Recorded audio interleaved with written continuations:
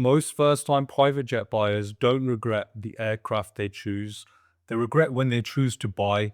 That surprises people because attention usually goes straight to the jet, the model, the range, the cabin, the capability.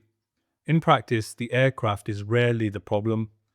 Regret usually comes from committing to ownership before the decision is fully understood, before assumptions are tested, before real usage is clear, before the longer term implications of ownership show up. This video isn't about which private jet to buy. It's about when buying a private jet is the wrong decision, even for people who can comfortably afford one. Ownership isn't something you easily unwind. It's a multi-year operating commitment, and the consequences often only become visible after the decision is already made. If you're considering ownership, the most valuable thing you can do at the start is slow the decision down, not speed it up. If you're serious about ownership, this will save you time and help you avoid expensive detours. I'll do this in 3 parts: how to frame the decision properly, the conditions that usually need to be true before ownership works as expected, and how to pressure test your own situation without rushing.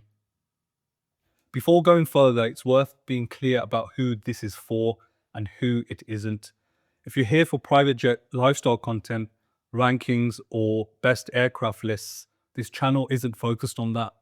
There's no shortage of content centered on the aircraft itself. That isn't the gap I'm trying to fill. This is for people involved in a real decision: buyers, principals, assistants, and advisors who care more about understanding trade-offs than excitement or momentum. Think of this as a decision briefing, something to use alongside conversations with your team, not as a prompt to act quickly. I'm not here to sell aircraft, and I'm not here to accelerate decisions. I won't discuss specific aircraft choices before the decision to own itself is justified. Where details matter, the discipline here is simple: state assumptions clearly, test them against reality, and avoid certainty until it's earned. This way of thinking shows up across other high consequence decisions too. The specifics change, but the failure patterns don't. The goal isn't to tell you what to do, it's to be clear about what must be true before ownership makes sense. This is educational decision framing, not legal, tax, or financial advice. When you look at how ownership decisions tend to go wrong, one pattern shows up repeatedly. Most mistakes don't happen because people lack information. They happen because a strategic decision is being made using consumer level framing. The purpose of this channel is to move the decision up a level, from what I should buy to what problem am I actually solving, and what's the least regretful way to solve it. Once the decision is framed properly, one thing becomes clear very quickly. Buying a private jet isn't really a purchase. It's the decision to operate a system. Ownership only works when the surrounding system, people, planning, oversight, and exit is already capable of supporting it. Almost everyone considering ownership goes through a phase of questioning whether it actually makes sense. That's normal. What people tend to get caught out is assuming the system will behave the way they imagined it will, rather than the way it actually does once it's live. When things are stable, the system fades into the background. When something changes, it becomes immediately visible. The real risk here isn't making the wrong choice. It's making a decision that becomes expensive or distracting to reverse once new information appears. If life and business are stable, predictable, and well defined, ownership can work extremely well. When key variables are still moving, ownership tends to amplify friction rather than reduce it. Taking time to pressure test this decision isn't hesitation. It's what disciplined buyers do when the downside is asymmetric. My role here is to help people think clearly before they lock themselves into something that's hard to unwind.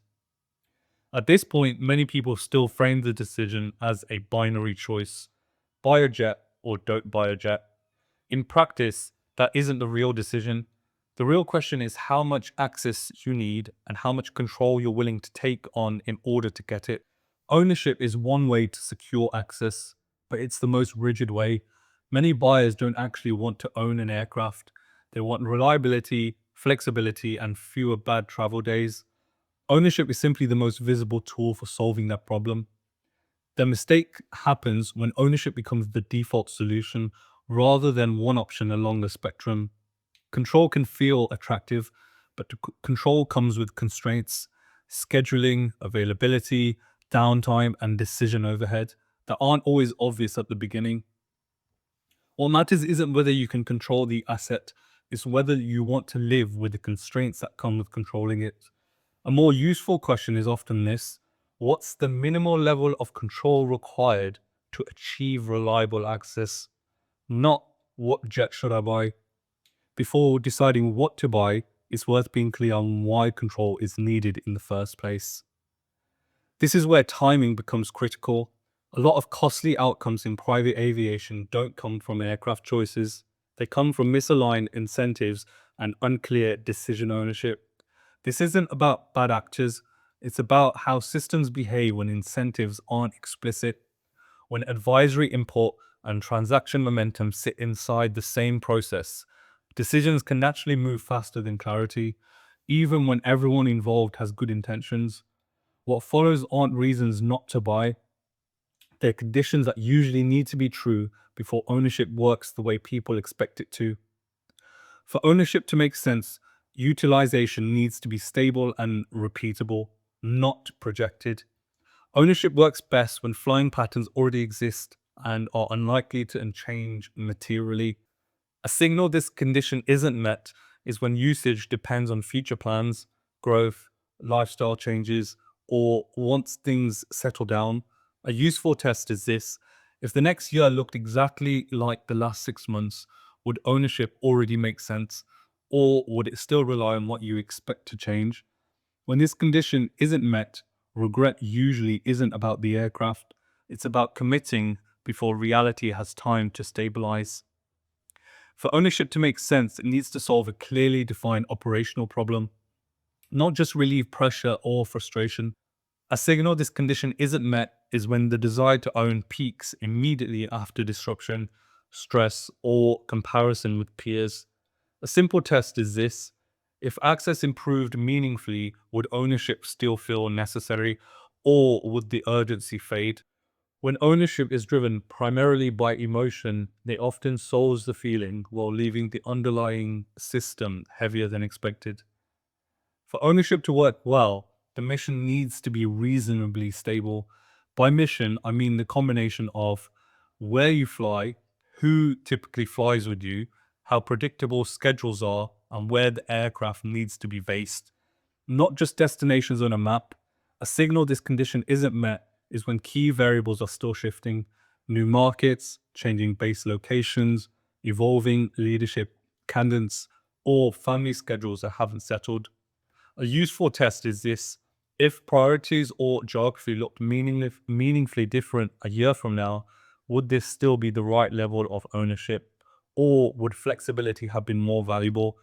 When this condition isn't met, regret usually comes from discovering the tool no longer fits the reality it was chosen for. For ownership to make sense, the responsibility that comes with control needs to be acceptable, not just the benefits. Ownership trades visible friction for quieter, ongoing responsibility. A signal this condition isn't met is when convenience is valued, but ongoing investment is assumed to be minimal. A simple test is this: am I comfortable supervising an operating system, or do I actually want access without ongoing oversight? When this condition isn't met, ownership doesn't feel empowering, it feels heavier than expected. For ownership to remain a choice, the exit needs to be understood before entry. A signal this condition isn't met is when exit is treated as distant, assumed to be simple, or left largely unexamined. A useful test is this: if circumstances look different 2 or 3 years from now, do I already understand what stepping back from ownership would actually involve? When the exit is understood, ownership stays flexible.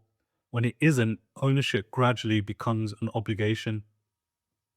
One clarification before moving on: these conditions aren't a checklist, and they don't need to be perfectly satisfied, but patterns matter.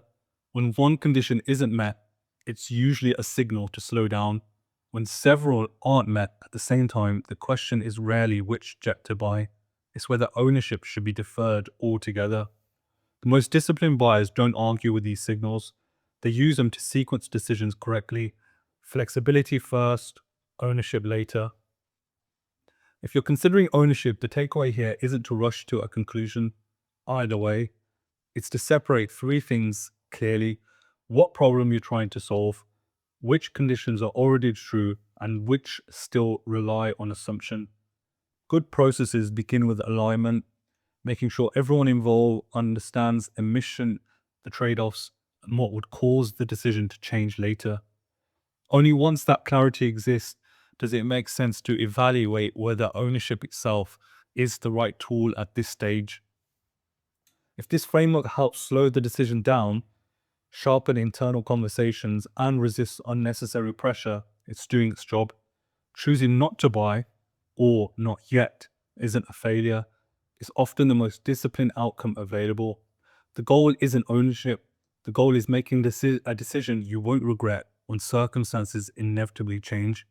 If you're involved in decisions like this, the rest of this channel stays at this level.